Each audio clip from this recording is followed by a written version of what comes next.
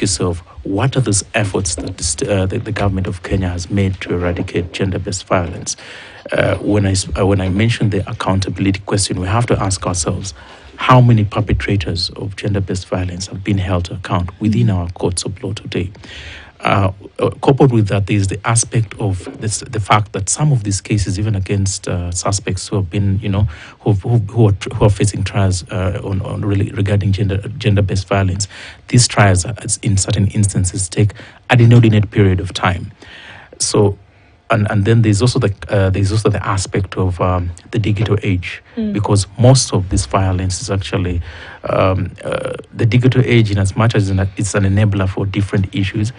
Perpetrators have used the digital platforms to lure women, and actually that has given them a leeway of kind of, that has given them unfettered discretion to actually continue perpetrating these crimes. And lastly, the fact that I think there's also laxity with our law enforcement agencies. I just believe, in all due honesty, somebody is not doing the work. And the reason why I say that is because when you look at the budgetary allocations year in, year out, defense always gets the largest share. And our defense and the defense budget is the National Police Service, the National Intelligence Service, and the National Police Service. So we must ask ourselves the hard question. We have a National Police Service that is 100,000 strong.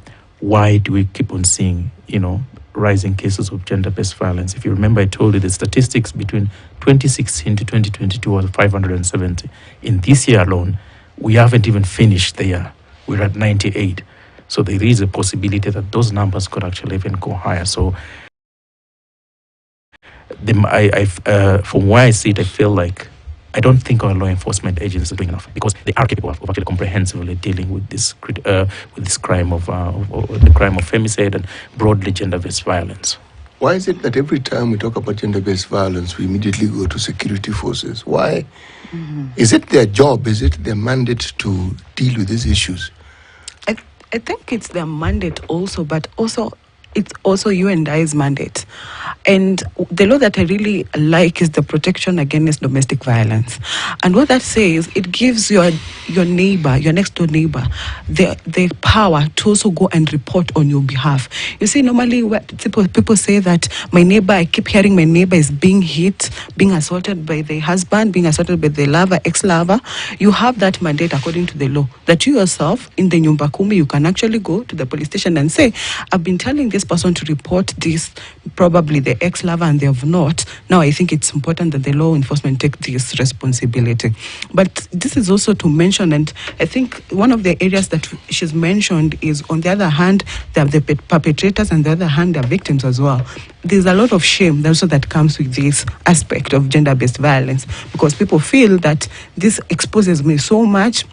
Most we know that are happening to women, so they feel that I don't need to report it. This person probably knows a couple of people even in the law enforcement, but I do feel that if people around your neighborhood, if you yourself can take that action and say, let's end gender-based violence, then of course the police will be like, okay, this kind of people come to report this person, let's register this case. Let me take a step back. In an African society, in African communities around Kenya, do people actually object and abhor violence against women?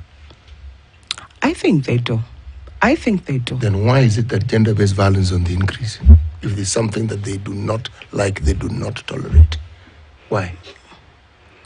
I still feel that people they don't tolerate, but they don't speak out, they don't tolerate it. That is tolerating. Yeah. Because the things that we do not like, or the things that we feel strongly about, we tend to speak. Exactly. We tend to act. Exactly. Take, for example, what it is that Kenyan parents do for their children. There is nothing a Kenyan parent will not do for their children. They will sell, they'll work 24 hours, they'll do anything. So it's demonstrated. And they will also ensure that the children are safe. So now, we go back to gender-based violence. We say, we don't like it, we think it is negative. How exactly do we treat this thing which we say is negative, this thing we do not like? We tolerate it, we give it space, and in some communities it is even normalized. It is considered to be okay. Now, If the environment in which it thrives is one way it is tolerated, anyone growing in that environment will grow up believing that this is something you can tolerate, and in tolerating it is something you can perpetrate. Yeah, definitely. It's normal. Yes. It's normal. Yes. Yeah. I think that's a very good point, because then that, of course, leads us to conversation as early childhood marriages, Yes. lead us to conversation as female genital mutilation Yes. aspects, because they say this is cultural. And I Yes. think we have used culture to cover for violence against women Yes. cases. Yes. I guess, and that's uncalled for. And I like the theme of this year because it talks about unite. Let's unite, right? And uniting means you putting down what you think is normal to you.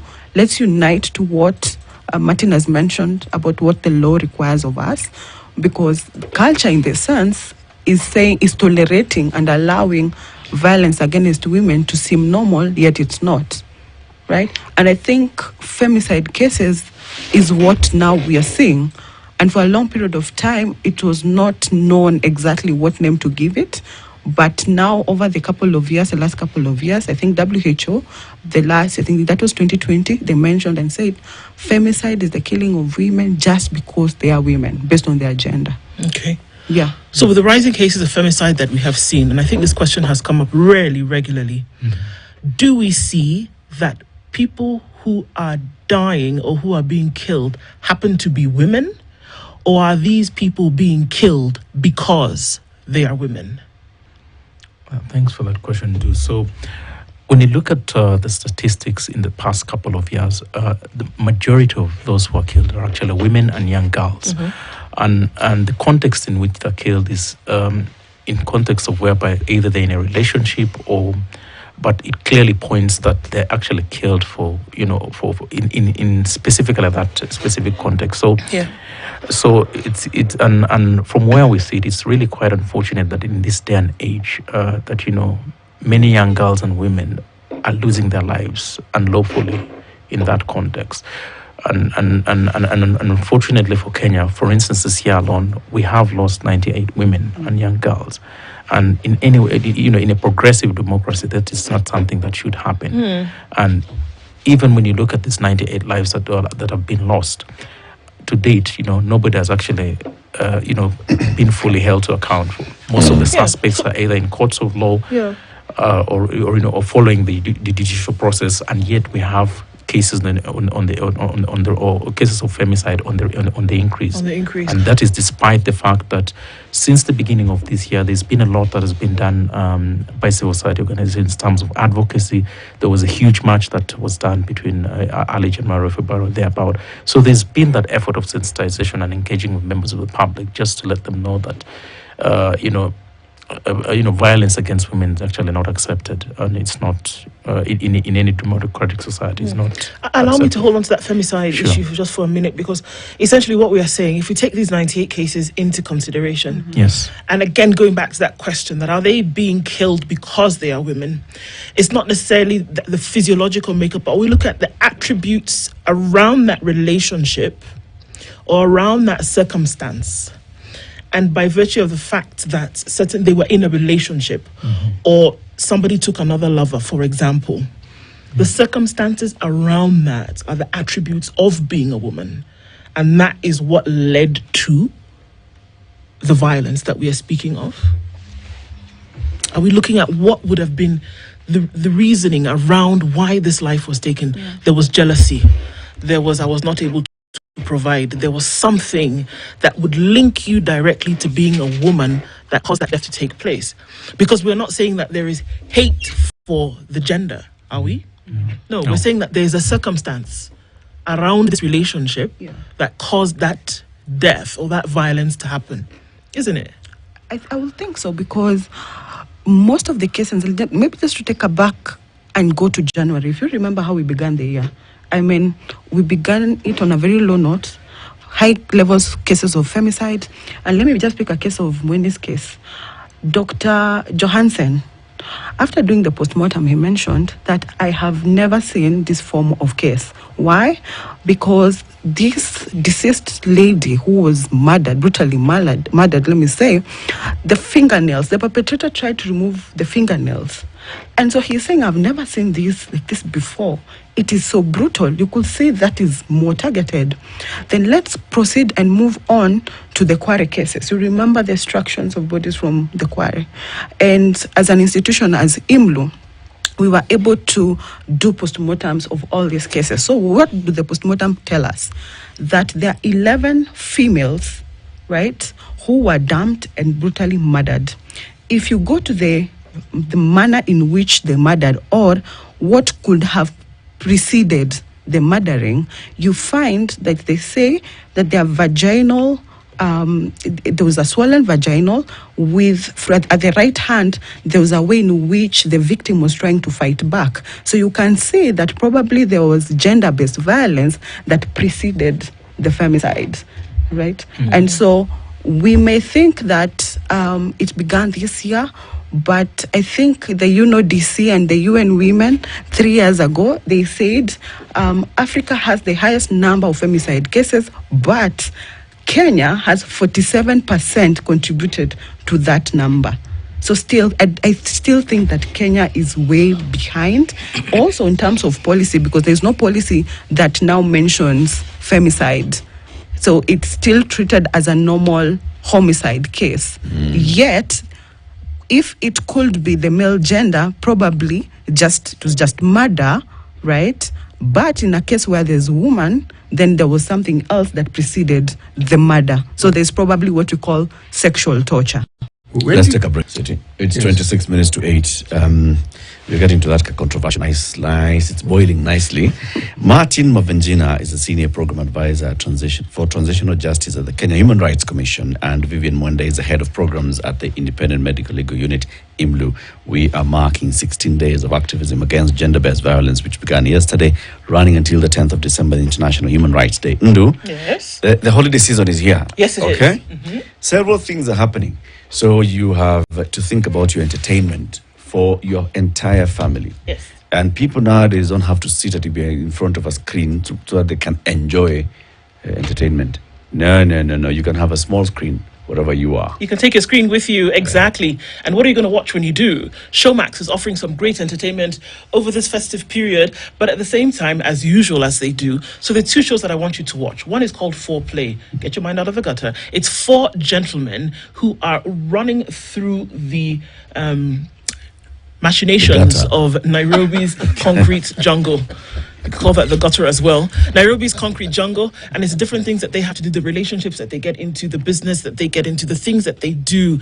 And it's already started to air on Showmax, so you can catch up with some of those episodes. And isn't that the great thing, that you can go back, catch up where you missed, and then wait for the new ones that are going to come in. There's also another one called Black and Blue.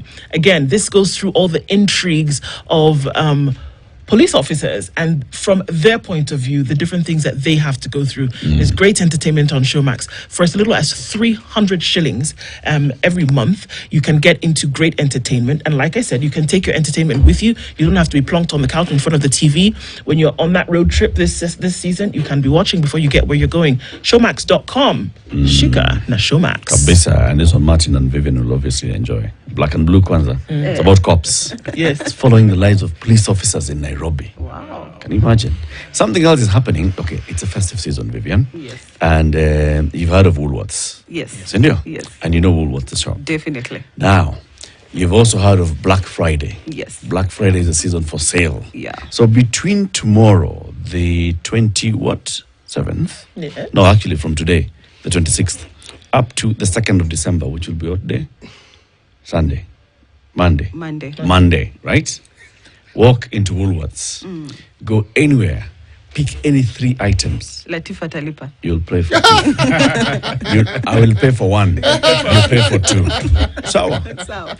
Anywhere you go, get 3 for the price of 2. 1, just tell them, I'm here in Alipo Eric. Yeah. Dress the whole family at any of the Woolworths stores countrywide. Get your entire family styled up for your home, looking elegant for less during the Black Friday deals. Scare that, Martin.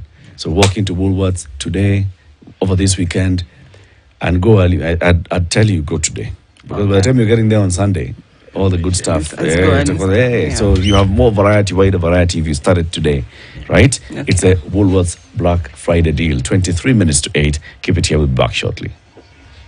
This is the Situation Room.